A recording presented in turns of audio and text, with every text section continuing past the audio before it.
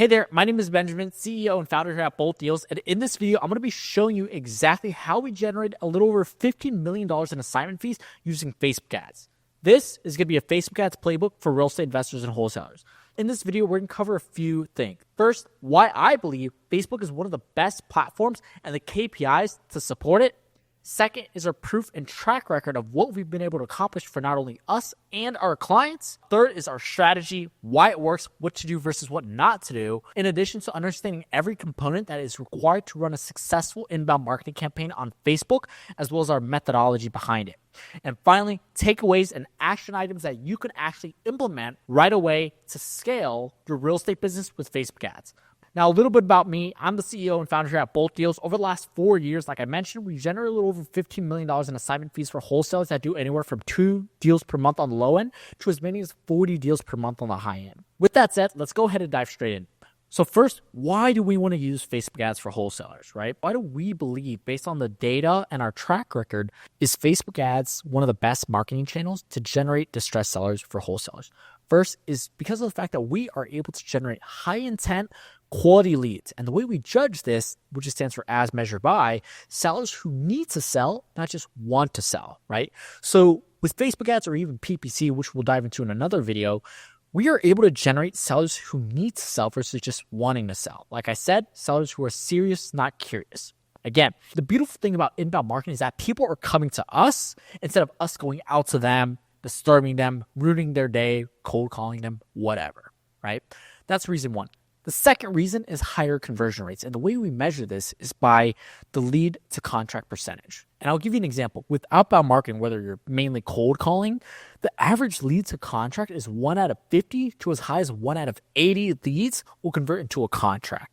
That's not even a deal, just a contract, right? With inbound marketing, on average, it's 1 out of 25. And transparently, this is on the higher end.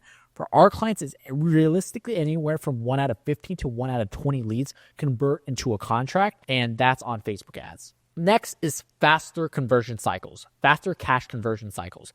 And the KPI for this is X less than 90 days, right? So the time it takes for a lead to come in versus the time it takes to a lead to close is 90 days or less, right? On the contrary, cold calling or outbound marketing is 180 days plus cash conversion cycle. So that's almost double the time it takes to get a deal to the finish line, right? And if you look at this throughout the span of an entire year, if you have a faster cash conversion cycle, for example, this is half with inbound marketing, it's half of outbound marketing.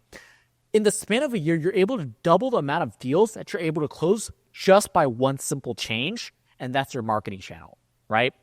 They say that marketing is the bloodline of every business. Without it, you don't really have a business, right? And if you're able to switch from a marketing channel that is giving you 6-month cash conversion cycles down to one in 90 days or less, you've basically doubled your business without changing anything besides your marketing channel, right?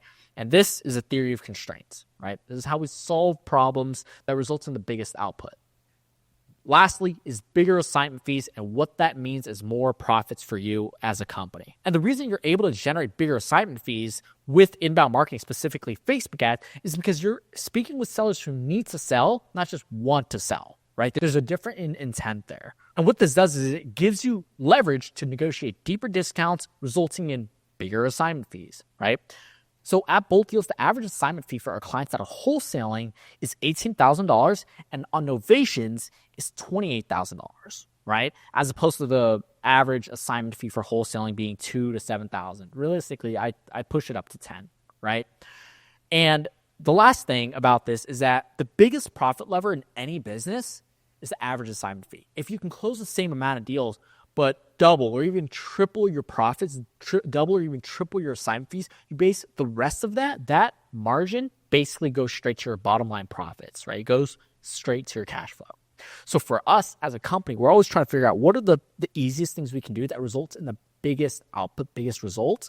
And if we switch a client's marketing channel from cold calling to Facebook ads, inbound marketing, we're able to get more deals done in the same amount of time because of faster cash conversion cycles. And we're able to increase profits by getting bigger assignment fees. Now, I want to mention all of this is easier said than done. It's simple. It is not easy, right? Which is why we work with our clients really closely. And then there's hurdles, right? It's not all sunshines and unicorns as much as we wish it would be. right? And the final thing is scalability, right? Scaling an inbound marketing campaign for us is a lot easier than it would be to scale a cold calling campaign. You got to hire more cold callers. You got to buy more lists. You got to scrub the data. There's too much steps, right? Inbound marketing is almost as simple as a click of a button, right? And here's something I want to break down. Well, there's two ways you can scale a marketing campaign, right? There's vertical scaling versus horizontal scaling, right? Vertical scaling, this, in my personal opinion, is the wrong way to scale, right? And in lack of simple terms, if somebody's spending $100 a day, you want to scale it, you just bump it up to $200 a day overnight, right? That transparently will crash the campaign, so please don't do that, right? Because every single time you touch the campaigns, increase budget, tweak it, whatever, it resets the learning algorithm within the campaign. And if you push it up that much, it will eventually crash, right? So a rule of thumb for us, if you want to scale budget, is 20% every 2 to 3 days, right? But that's on budget. When it comes to scaling a campaign or an account as a whole, we go through horizontal scaling. Now, what this means is we want to build multiple pillars at once. So the way it works is on our first campaign, our control campaign, we find the winners, right? What are the winning audiences? What are the winning ads, etc.? And then we create variations of that in another campaign, right? And then we build both of them up at the same time. So now you have 2 pillars, 2 towers that are growing up, 2 campaigns that are performing. And then you just repeat the cycle, right? And the reason we do is to effectively scale our clients without diminishing returns, right? As well as achieve exponential results instead of linear results. And here's what I mean by that. If you speak with any wholesalers that are spending a substantial amount of money on ad spend, on PPC or even Facebook, most people think that results are linear. What do I mean? Let's just say you're spending $10,000 a month right now and you close 10 deals. So your cost per deal, for sake of easy numbers, is about $1,000. They believe that if you spend $20,000, you'll get 20 deals. But that's not how inbound marketing works, right? It's not just linear like that. Because sometimes if you scale the wrong way, you could spend $20,000 and just get 12 deals, right? So now that's where diminishing returns happens, right? So whenever we're able to horizontally scale, the results, if you put it on a line curve, they start out and then they just shoot up, right? And the reason why that is because of economies at scale, right? We want to make sure that not only are our costs going down at scale, but we have people in the pipeline that we're continually following up with to get to the closing table. Now, those are the few reasons why I believe Facebook is one of the best marketing channels for wholesalers, right? Now, let's talk about our strategy and the pillars of the campaign that actually guarantees you success, right? Now, guarantee is a bit of a tricky word, I'll say, but I guess a better way to put it is increase your chances of success with inbound marketing. So the first pillar is your market, right? The success of your campaign starts on where you're targeting, right? And investors commonly disregard this and believe that you can get the same results and budget regardless of your market. And that's just not the case, right? For example, California versus Texas. Here I am in Houston, Texas, right? If you spend the same amount of money and use the exact same processes in California as you would in Texas, it's just not going to work. Obviously, we all know California is a bit more expensive. So choosing your markets properly is the first pillar. So for us, what we do, and if you want this, I can share, I don't really care. We actually have a list and we break out all of the best performing cities, states, counties, basically markets in the entire country. So I'll show you this in a second here. And if you want it, just shoot me a message on Instagram and I'll just send it over to you. It's just a link. So you can see where we consider the top 10 states are, good, neutral, take a screenshot if you want, top 50 cities, and then top performing markets per state, right? So this is how we work with our clients to make sure that they're increasing their odds of success with us here at Bold Deals, right? That's pillar 1. Pillar 2 is the ad targeting and creative, right? And it's funny because most agencies that I speak to or clients or investors that come from other agencies, if you pull up their ad account, they're just running broad targeting. And I'm just like, what the hell? Now, can this work? Yes, but it will fatigue, right? So our strategy, the way we run it, is we have proven interest, right? So we do interest stack, or sometimes we'll segment different interest per ad set or per group, I guess is a better way to put it. That's pillar 1. And then the second option that we do on top of that is retargeting, right? We want to retarget people that maybe have clicked on our page, clicked on our landing page, but they didn't submit their information, right? And a little tip for those that are running PPC and are looking to get onto Facebook ads is that you can add the Facebook pixel on your PPC landing page to retarget and capture low-hanging fruit. If you don't know what a pixel is, it's basically a piece of code that you put on a website that helps with conversion tracking and custom audience, basically, right, for retargeting. So as you see that out here, you'd have custom audiences, and you'd attach it to your pixel. That way you can retarget it within your campaigns, right? So with that said, let's go ahead and dive in to our creative, right? So what is a creative? We break down creatives as basically the picture on Facebook, right? What does a seller actually see whenever their ad shows up on their feed, right? So these top two right here, I'm not the biggest fan of. Do they convert? Possibly. To our standards, maybe not, right? Which is why we don't run them. So if you're starting out and you want to just throw something up, sure, you could do this. But what I would recommend and what works for us and our clients is actually targeting ads that point out to people's motivation, right? So if you're subject to, you use this one. Target people that are going through foreclosure, tired landlords, tax delinquents, people that are late on their mortgage payments, etc. Right?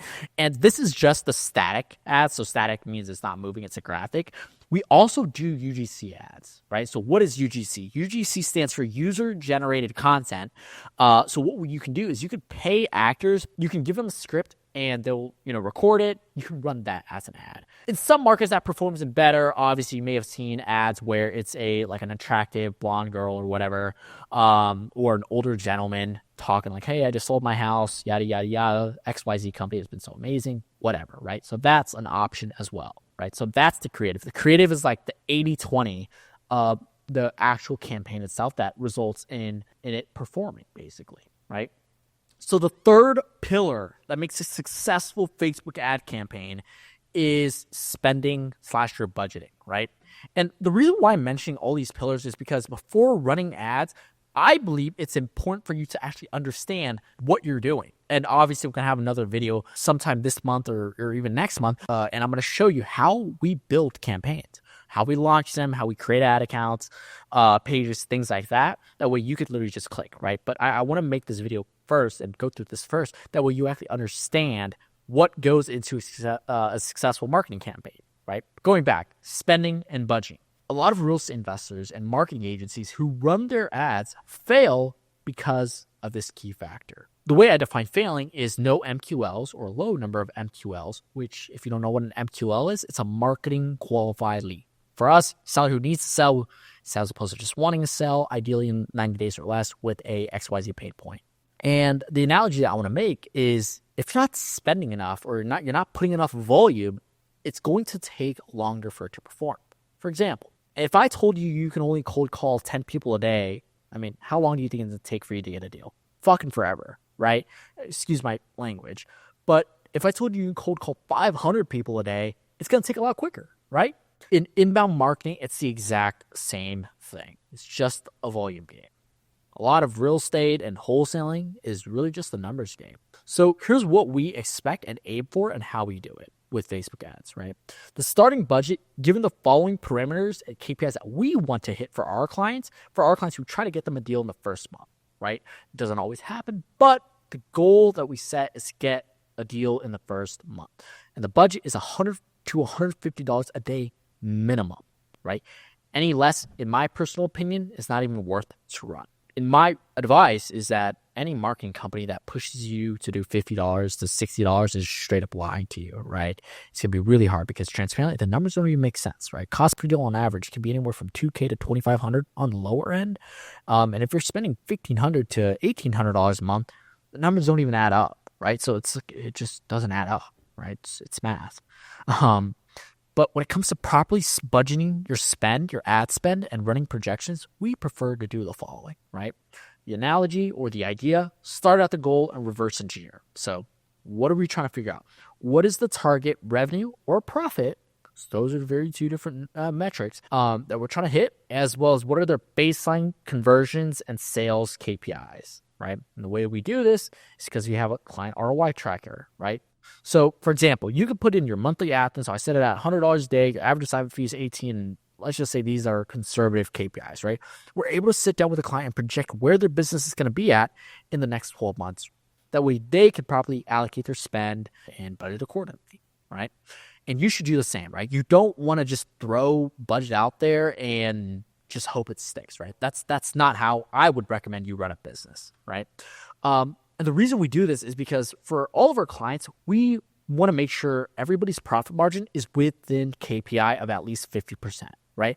We want to make sure that return on ad spend, or ROAS, is realistic and justified. And as a result, we're able to declare a profitable marketing channel. So for us, we don't want marketing to be more than 15 to 20% of your P&L, right? If you don't know what your P&L is, your profit and loss statement. So many investors, funny enough, they don't even know their profit margin, right? They don't know how much they should be spending on marketing, right? They come to me like, oh, how much should I be spending on marketing? Well, let's pull up your P&L. How much are you making? That way you can budget your spend, your marketing spend accordingly, right? So the way we operate based on the KPIs we want is, for our clients, we want a minimum of a 50% profit margin monthly, and a 3x return on investment. And that's how we declare what a profitable marketing channel looks like, right? So moving on. The next one is our landing page, right? And the way we structure our landing page is to optimize for maximum number of MQLs. So not maximum number of leads, but maximum number of marketing qualified leads, and deliver as much of a laydown lead as possible, right? So for us, our top performing clients on Facebook convert on this landing page 1 out of 8, right? So for every 8 leads that they get, 1 of them is going to convert into a contract or possibly a deal, assuming the deal was intact, but topic for another day, like I said. And here's how we do it. The way we do it is through a 3-step landing page strategy, right? There's our opt-in with conditional logic. There's property information, BAC's book a call, and then there's your privacy policy, which I don't really count as a part of it, and your TOC, which is your terms and conditions. The reason why we want to do that is to stay compliant, right? We don't want FTC and governments and all that crap, come down on us. At least I don't, right? If you do, then hey, more power to you, right? So here's how we do it, right?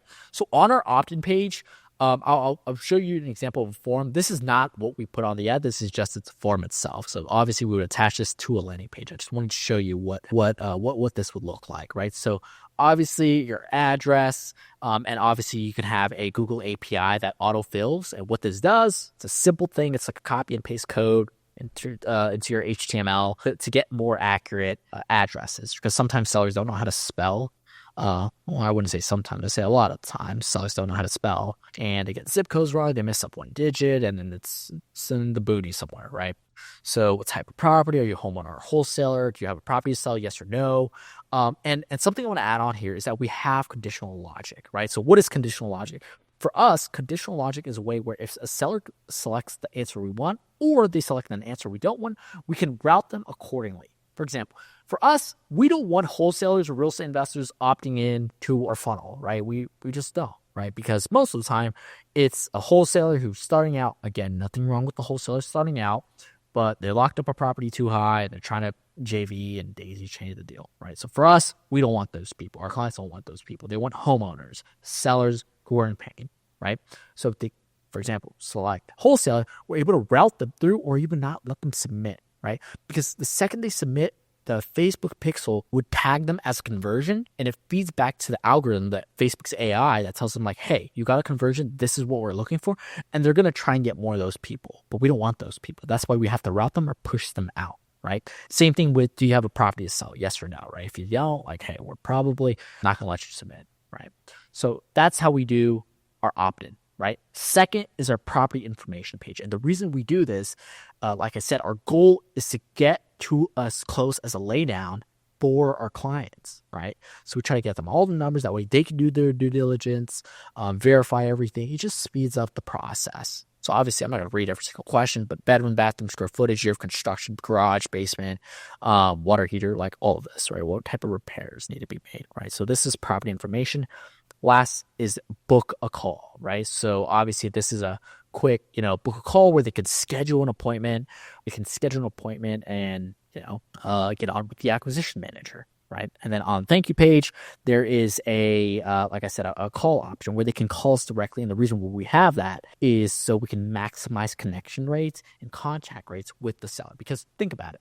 If a seller goes through this entire form and they still decide to call you and you answer, what are the odds of you closing? that seller, right? Maybe not on this call, but maybe on another call sometime this week. It's a lot higher, and that's exactly what we've noticed and why we have this option. It's a simple thing. It's literally a button, right? But it maximizes your conversions like crazy. Finally, privacy policy, terms and conditions. I'm not a lawyer or whatever the right term is, but just have one. Because the platforms, Facebook wants it, Google wants it, in order to stay compliant. Because if you don't have this, you can't even launch an ad campaign, right? So lastly is our lead follow-up and sales process, right? So this is what our inbound marketing sales process looks like for our clients, right? So whenever somebody submits, it goes to a lead manager. If they didn't schedule an appointment already, it goes to the lead manager. If it's an MQL, it gets pushed to the acquisition manager. If it's qualified, they need to sell within a realistic time frame, and they have a pain point, and the numbers, it depends on how you run your lead managers. I don't know if they run numbers, but if they're a qualified lead or an MQL, they get pushed to the acquisition manager. If it's a non-MQL, it gets put in a 12-month nurture sequence, right? So there's emails, text messages, ringless voicemails. Keep the seller in the loop. That way, whenever they already sell, they'll get reactivated. Lead manager qualifies again, goes to acquisition manager, right? Now again, if they submit and they become an appointment, automatically goes to the acquisition manager for an offer call, right? And then obviously if acquisition manager locks it up, goes to dispo team, TC, closing table, right? But if they don't, we actually have a process where it's called a feedback call, right? So 2 to 3 days after the call, if you decide to put them in long-term nurture, whatever the case is, you can actually run a feedback call on them, or a second voice, whatever you want to call it. And the way you frame it is to get feedback. Like, hey, seller, I know you spoke with XYZ Joe on my team here. I just want to get feedback as to what he could have done better, right? Seller typically says 97% of the time, he did everything good. Boom, here's my concern, right? This was my concern. And there's your objection right there, right? Because sometimes on the first call with the acquisition manager, they know it's a salesperson. So they'll have resistance and feel pressured, right? But if you're calling them out of the blue, I guess is one way to put it, their guard is lower, right? If you're asking for feedback, typically they'll just tell you like, hey, this is my concern. Like, I've been screwed by another wholesaler in the past, and I just don't want to, go through that again. That's fine, right? And then you handle your objection right there, right? And then our sales process, 3 main things. Your speed to lead must be within 5 minutes or less. X less than 5 minutes, right? There's a Harvard business study actually that if you call a lead after 5 minutes, the chances of you closing that lead is goes down by I think 70% or something ridiculous, right? So that's an easy leverage. Just call your leads, right? Call your leads, right? Next, triple tap and voicemail text. Right? Most people are just dialing once. Some people double dial. We prefer to triple dial, right? Because sometimes the first dial, it doesn't go through because of iPhone blockers or whatever. Don't disturb. Second, maybe go through. If it doesn't, boom, triple tap them, right? We like to triple tap them. I mean, transparently, I've seen wholesalers dial leads 6 times in a row, which I personally think is ridiculous. I would say some people would say it's borderline harassment, but everybody has their own opinion, right? Just let's start with triple tapping, right? Leave a voicemail. I mean, everybody should know how to leave a voicemail and shoot them a text, right? Next, 10 touch points in the next 7 days. Now, that's the preliminary side, right? Another powerful thing that we did to maximize pickup rates and connection rates with sellers. Change your phone numbers and set up local presence for maximized pickup rates.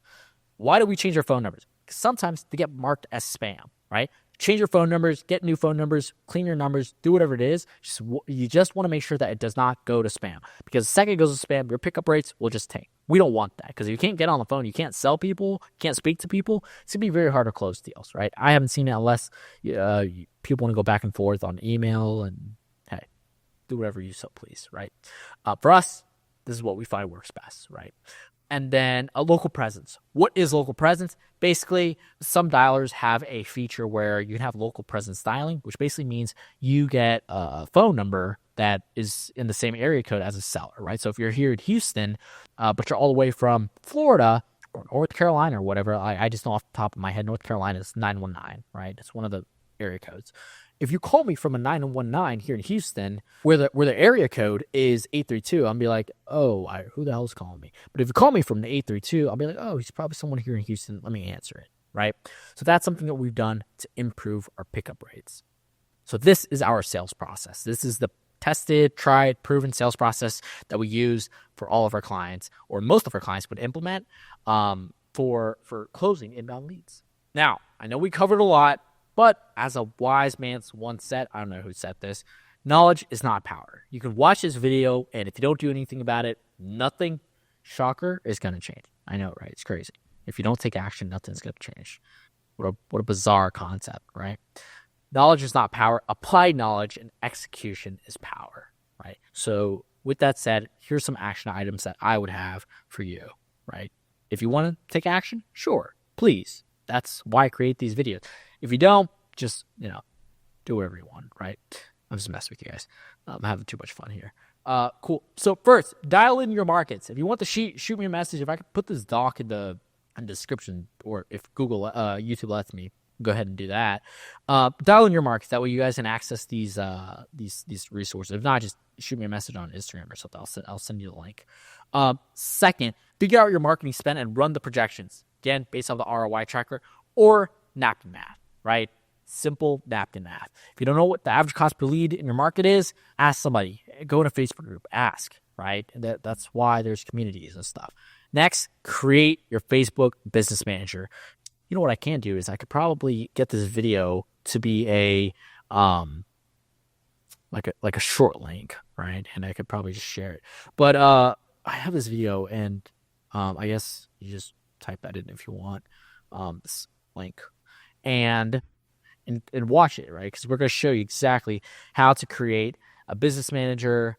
We explain how it works on a drawing, and how to get started, right? So you want to create a business manager. A business manager, think of it as a house, right? So it's like a asset portfolio. It holds all your assets. Your assets are what? Your Facebook page, your ad account, your pixel data sets, all that, right? Create your Facebook page. What is a Facebook page? It's basically what the seller sees, right? It could be show cash buyers or ABC cash offer, whatever. That's your Facebook page. That's how people know it's coming from you. That's your brand, right?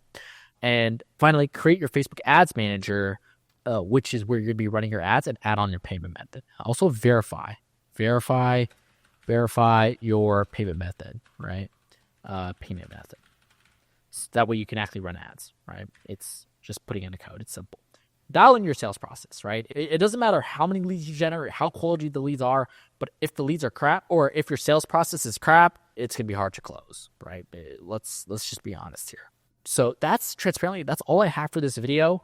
I hope you guys enjoyed it. I hope you guys got value out of it. We'll actually take action. Again, if you want any other resources or assets, shoot me a message on Instagram, which should be in the description. And if you haven't already, please comment. Please comment any questions if you have, really. And as well as subscribe, because in one of our next videos in the upcoming future, I'm going to be recording exactly how we launch a client. I'm going to be building out a campaign from scratch, from A to Z. Right? Everything that way you could literally just go in and copy it, right? Literally, that's the entire reason I created this video. So again, my name is Benjamin. I hope you enjoyed this video. I hope you got value out of it. Like I said, if you have any questions, comments, concerns, whatever, let me know. And I will see you in the next video. Have a good rest of your day. Bye-bye.